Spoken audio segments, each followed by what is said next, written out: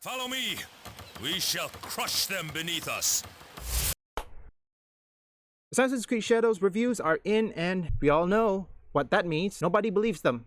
Nobody believes IGN, Kotaku. They give an 8. I'm certain they cannot give it a 9 or a 10 because if they knew it, their credibility is kaput. This is what happens when you disrespect a Japanese, or in this case, any country's culture. Don't say it's a game. Regardless what it is, that excuse saying it's a game will not warrant it. Ubisoft, you want to sue people? Don't you know that you will probably end up suing, I don't know, Donald Trump or even Xi Jinping, Putin? Seriously, when you say you want to sue or take legal action against gamers, what would happen if one of those gamers is the son of President Trump or Xi Jinping? Also, despite Assassin's Creed Shadow can sell well or moderately well, it won't save Ubisoft. Here, let me show you. Okay, before I show you the article, I want to show you something from Shohei Kondo. This was yesterday at the time of this recording or upload. See this? He says, save your money, save your time. I'm about to nitpick gameplay like it's a festival. Join me for a comedic ritual funeral. This is contemporary. Matsuri, the Japanese festival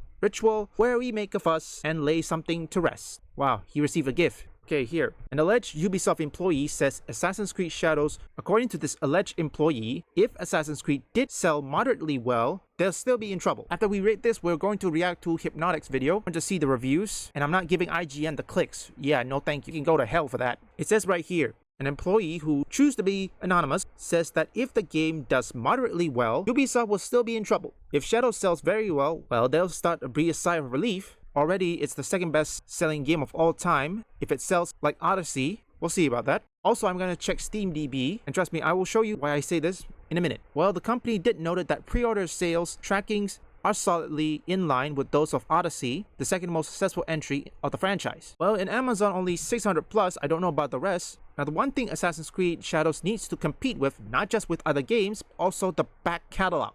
About 92% of all games, I checked this, it says 92% at least, let's just say 92% or something, of games were old games. Yes, players are playing old games more recently. I'm still playing my emulator. I have three emulators. I'm gonna add one more, which is the PSP.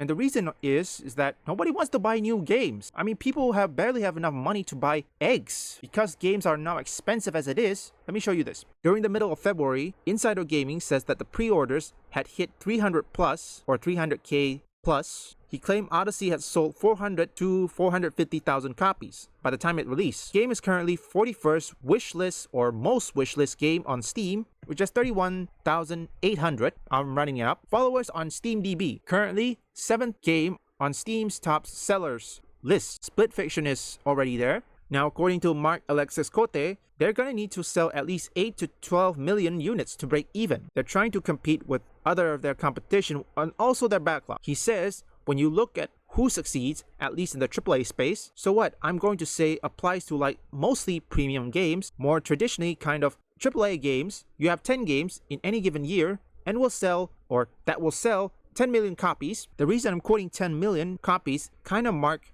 is from what I'm seeing and how I've seen cost of competitors. Everything leaks in our industry, so you have the privileged information on where the competition is going. But mostly, I estimate that 10 million copies, give or take 2 million copies, is mostly what we need to break even. But you have only 10 games that breach that, okay, that is a typo, that breach every year. Out of those 10, you'll have probably 3 sports games. You'll have 4 games on established franchise, probably 2 or 3 games that are surprise hit coming from nowhere, but that leaves very little room and wiggle room for success. So I'm trying to steer the Assassin's Creed franchise through that. And before we react to Hypnotic's video, if you are trying to steer that franchise that way, Mark Alexis Cote, why are you disrespecting the Japanese people?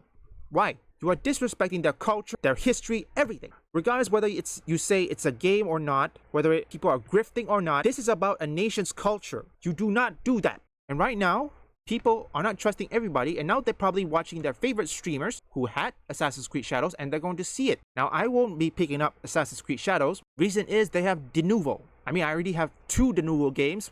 I'm not gonna add another one. 2 de novo games is all enough. Okay, before we start, take a look at that. They give it an 8. Now we're gonna skip a bit from here.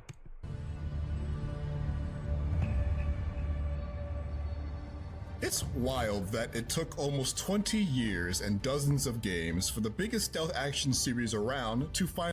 Yo, I can't. I can't with IGN, bro. IGN is such a virtue signaling nonsensical company. You want to know why? Here's why. Dragon Age: The Veilguard was reviewed by guess who? A trans person. Assassin's Creed Shadows, with Yasuke being one of the main protagonists and the whole black stuff. Who was reviewing this game? A black reviewer. I can't with IGN. I just can't. Finally bend towards feudal Japan. Assassin's Creed Shadows makes the most of that theme, with a great pair of shinobi and samurai heroes sharing center stage that are fun to skulk through giant castles or wade into vicious battles with. Oh yeah, this man was living his dream. What? He was like, yes, I get to roleplay as a 6'6" black guy in samurai armor and beat up Asians without getting #Stop Asian Hate like it happens in real life when we do it. Hell yeah. I get to do this for hell yeah, let's do it. If you wish to know whether or not it's trustworthy, take a look at the person who is reviewing it. Take Dragon Age Veilguard for example. Who did they choose to review it? A trans people. And Assassin's Creed Shadow? A black person. And I'm certain it will be the same thing with South of Midnight. And that pre-order sales are abysmal. I'm not going to react to all of it. You know what? I will skip a bit here somewhere because I don't want to. You know what? What the hell with spoilers, okay? I will have one more footage. You know what? To hell with spoilers. Besides the setting, the bulk of the changes this time around focus on making smaller tweaks to well-established systems, such as less cluttered maps and skill trees, while also doubling down on things that really worked in 2023's Assassin's Creed Mirage, like the more focused combat. The animations seem really weird. I think it's more noticeable with Naoe than Yasuke because Naoe is more focused on speed and agility, where Yasuke is a little more of a hulking brute. But I just noticed it when I see Naoe's playstyle. It just seems so weird. The animation's a little clunky. Combat that accompanies its better paced main quests. It's not a perfect reset, as imbalances and missed opportunities abound, but I feel more confident than ever that Assassin's Creed could be back and here to stay. And once this is done, I will never take up the sword again. Again, I want you guys to keep in mind that these are the same people that gave Dragon Age: The Veilguard a 9, right? These are the same companies that give all these controversial video games super high scores because they are identity politics driven versus actual gameplay driven. I'm looking at the gameplay right now, and it seems pretty average for the most part. It doesn't seem like anything that's going to blow you away, and I'm a little bit questionable about the animations. We've already seen that the game is buggy and glitchy, but I can't imagine that this game is going to be anything that's going to make people say, oh my god, this was the best Assassin's Creed ever. I hope you saw that. The animation. We've seen everything. The animation could be as buggy, but most importantly, we need to know that Assassin's Creed Shadows has de nouveau. So regardless if you see that the performance is smooth, that is not on PC, that is on console. I'm certain whoever reviewed this played on console, because console will always run smoothly. Oh yeah, let's try see the seasons. Icons to push you towards the areas you'll need to see in person. Even when you climb up to the signature high points to take a good long look at your surroundings, you'll see a bunch of these things that tell you that there's something out there, but you're gonna have to go check them out for yourself to know what. I love this. I could feel my brain starting to detangle the checklist conditioning that years of these games have instilled in me. Most of these undiscovered locations fall into a number of reliable categories, like castles you can infiltrate and attempt to steal special gear from, or any of the many villages scattered across Japan. But you can't be sure unless you take them in for yourself. A common thing I would always stop to handle whenever I came across them were world activities. These are smaller locations and events that, when completed, add knowledge points to your characters, adding new options to their skill trees. Not all these events are exciting, but they often don't take too long, and the points are worth it in the end. So not all of them are exciting and some of them are boring. Makes sense. And some can add an interesting distraction from the action for a short spell. Between outings, I spent some time at the hideout. Ooh, what's that FPS? Wait. Go back. Wait a second. What is that lag? Between outings, I spent some time at the hideout. 10 FPS? What the fuck?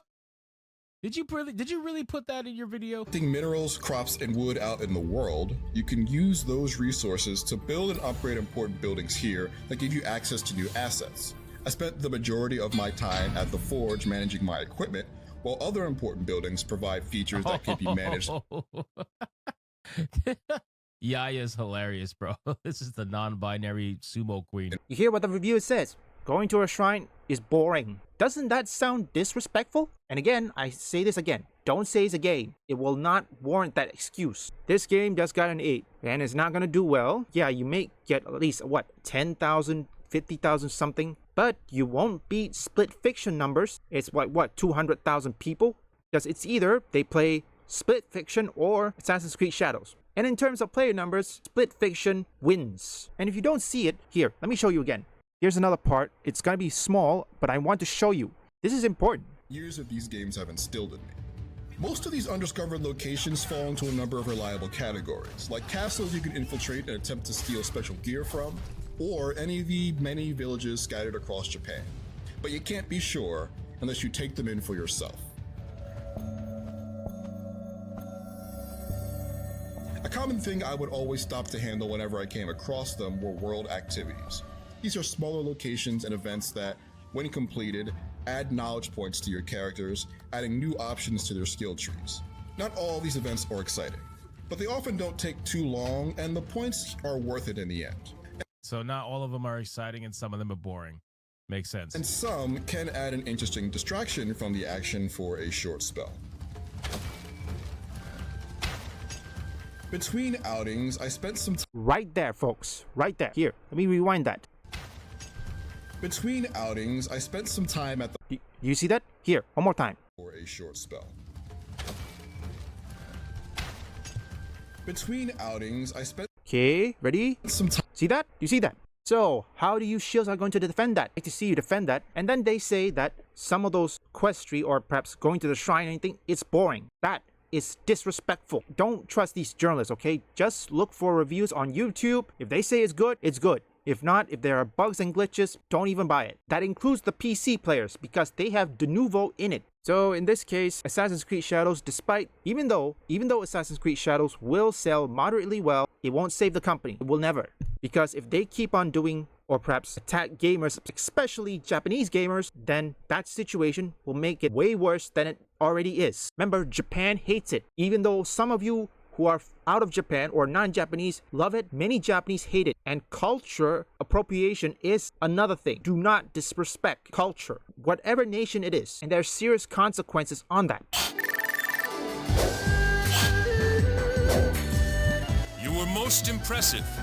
Surely your military skills will help guide us on the path to victory.